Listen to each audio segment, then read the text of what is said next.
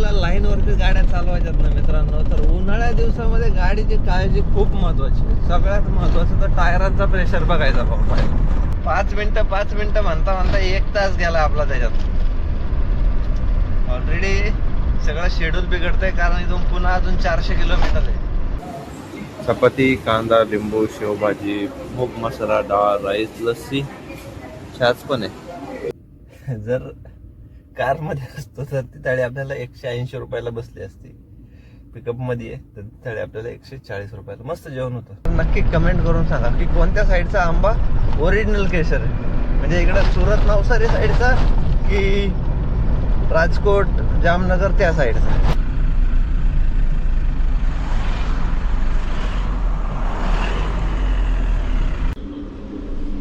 Good morning मित्रांनो, सगळ्यांना जय शिवराय, श्री स्वामी समर्थ. पण आता बरोबर 6:15 वाजले, तर आता इथून निघूया मित्रांनो. पुढे आंघोळ वगैरे नाश्ता वगैरे करण्यासाठी कुठेतरी थांबता येत. आणि एक गोष्ट तुम्ही नोटीस केली आहे का मित्रांनो, आपल्या ह्या वेळेच्या म्हणजे मागची दिल्लीची सिरीज पण गुजरातला येऊनच सुरू झाली होती. ती मागची कॅन्सल झाली नसती कडप्पाची सिरीज, तर ती पण गुजरातमध्ये येऊनच झाली असती. आता ही तिसरी आजची बँगलोरची सिरीज सुरू होती, ती पण गुजरातमध्ये येऊनच सुरू होती. आपल्या इथून जर पुण्या मुंबईमधून जर तिकडून नाही भेटलं तर मग काय जिकडून भेटल तिकडून सुरू करणं गरजेचं आहे. असं नाही कारण महाराष्ट्र आणि गुजरातमधूनच चांगल्या रेटच्या बुकिंग निघतात. ही गोष्ट तर खरी आहे. तर बघूया आता इथं आंघोळीला आपल्याला जागा आहे का. हॉटेल आशिष. नाश्ता तर भेटणार, आंघोळीचं काय.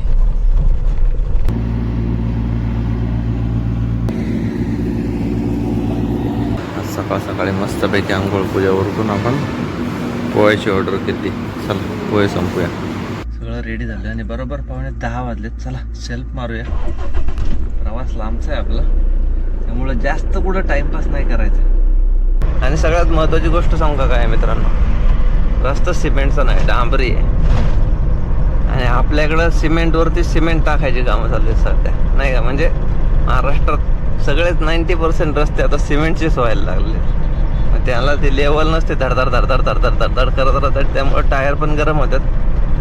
टायर स्मूथनेस राहत नाही ना, रस्ता स्मूथ नसल्यामुळं. त्यामुळे तिकडे टायर खातात. तसं असं जर रोड असतील ना तर डांबरीवरती तुमचे जास्त टायर खाणार नाही, असं मला तरी वाटतंय. तुम्हाला काय वाटतंय ते कमेंट करून नक्की सांगा. हे बघा, आलो तारापूरच्या चौकात.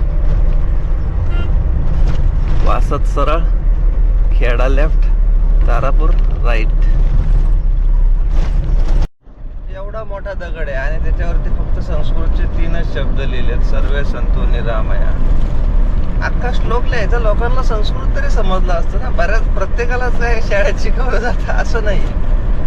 सर्वे भद्रांनी पश्यंतु सर्वे संतो निरामय, एवढं तरी ऍटलिस्ट त्यातलं लाईन तरी कम्प्लीट करायची. 3 शब्दात तुम्ही भागवला ना, अख्खा दगड मोकळा ठेवला, त्याला काय अर्थ आहे करावं. बरोबर आहे का नाही मित्रांनो, कमेंट करून नक्की सांगा. लोकांना आपल्या संस्कृतीचं नॉलेज कधी होणार. तुम्ही अर्धा लिहिलं म्हणजे लोकांना पोहोचणारच नाही ना. ते दिखावा करण्यापेक्षा समजून घेणं महत्वाचं. काय म्हणणं आहे तुमचं. आलो टोल नाक्यावरती आणि हा सिमेंटचा प्रवास आहे, त्यामुळं पळवायची नाही, जर एक ॲव्हरेज स्पीडमध्येच गाडी चालवायची. नाही तर टायर गरम 12 वाजेपर्यंत. 2 तास दाखवते, 2 तास बरोबर जातील.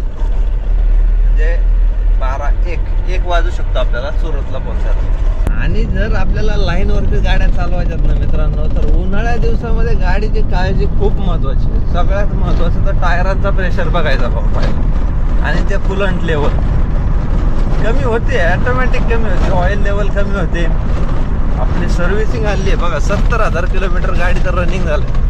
मला म्हणजे आपली ही जी जामनगरची ट्रिप आहे ना, त्यावेळेस 68,000 वरती गाडी होती, आता 70 वरती आली आहे, 70,004. आपली आता जाताना मला वाटतं उद्या सर्व्हिसिंग गाडी करून घ्यावं लागणार आहे. पहिली सर्व्हिसिंग उरकून घेतो घरी गेल्यानंतर.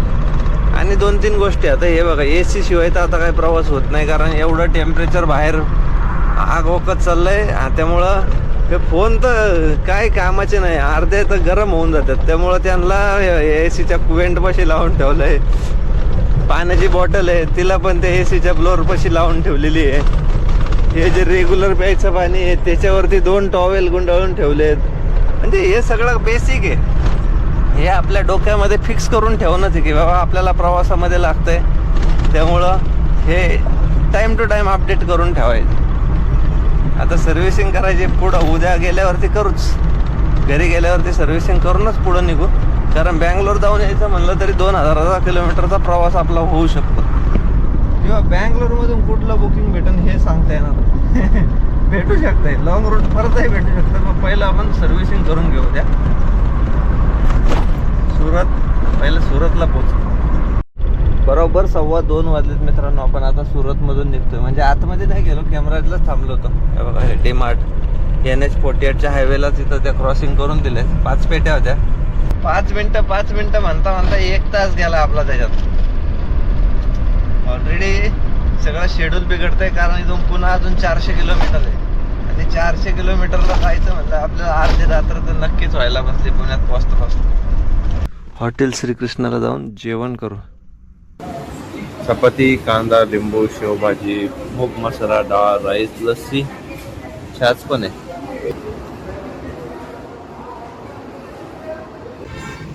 चला मित्रांनो निघूया. मस्त असं जेवण झालंय. 140 रुपये थाळी होती फक्त. म्हणजे सांगायचं तात्पर्य काय, जर कारमध्ये असतो तर ती थाळी आपल्याला 180 रुपयाला बसली असती.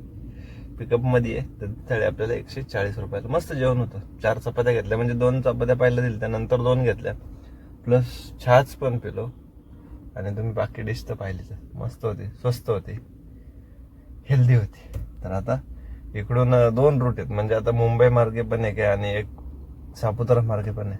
तर गेले 3 दिवस जे काही ट्रॅफिक तुम्ही पाहिलं असेल खंडाळे घाटातलं, तर ते आपल्याला रात्री लागू शकतं. त्यामुळं सापुतारा मार्गे जाऊ. इकडून 350 किलोमीटर मुंबई मार्गे दाखवतोय. सापुतारा मार्गे गेलं तर 400 किलोमीटर पुन्हा दाखवतोय. 50 किलोमीटर जाऊ दे, पण टायमिंग वाचल, ते महत्वाचं आहे. कारण आपला प्रवास लांबचा आहे.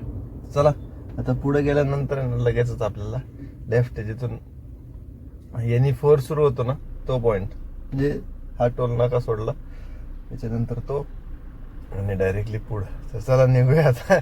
बऱ्याचशा गोष्टी कव्हर झाल्यात, जर्नी पण कव्हर करायची.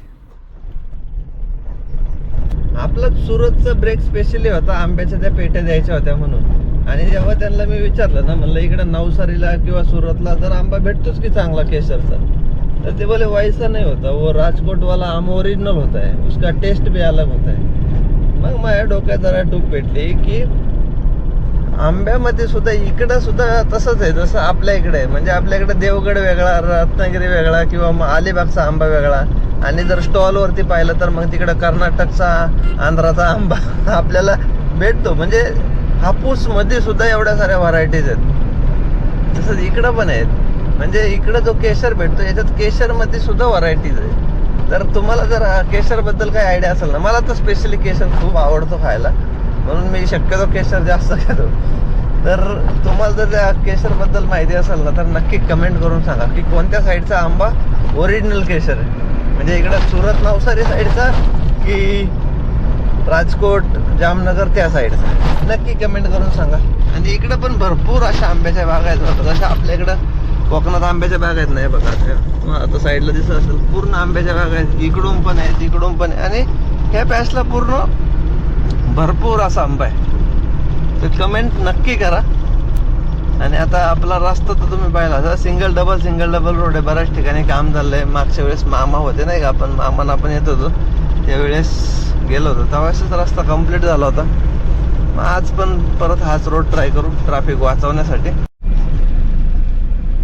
Welcome to Vasanda forest. आणि हे पण भरपूर मोठं असं फॉरेस्ट आहे. पण मित्रांनो इकडं ना आपल्याला बऱ्याच वेळा गेलो पण कधी ॲनिमल्स, हरणं वगैरे किंवा हत्ती, वाघ, बिबट्या काय असं दिसलं नाही बरं का. पण फॉरेस्ट हे खूप मोठं आहे, सापुताराच्या पायथ्यालाच आहे. आणि इकडं काय ट्रॅफिकचं वगैरे टेन्शन येत नाही. इकडून शक्यतो मोठ्या गाड्या नसतातच, ओव्हरलोडला तर येतच नाही म्हणा, पण शक्यतो मोठ्या गाड्या पण नसतात. टुरिस्ट प्लेस आहे, थंड हवेचं ठिकाण आहे.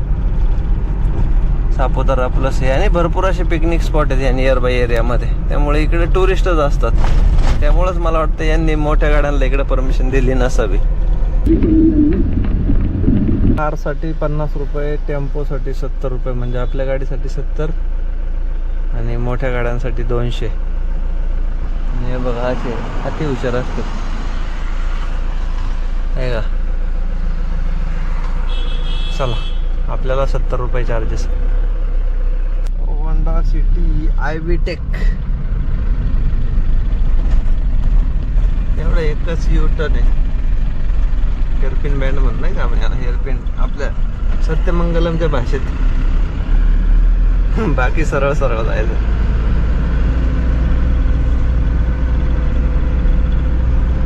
चला तुम्हाला सनसेट दाखवतो. आणि हा बघा आता सनसेट कसा म्हणायचा याला, अजून तर भरपूर असं सूर्यवरती आहे. डोळ्यांना त्रास होईल असा होतं. हा हा हा हा.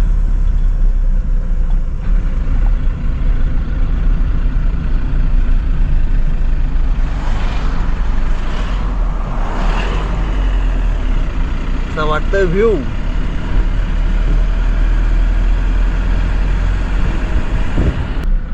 Welcome to Saputara.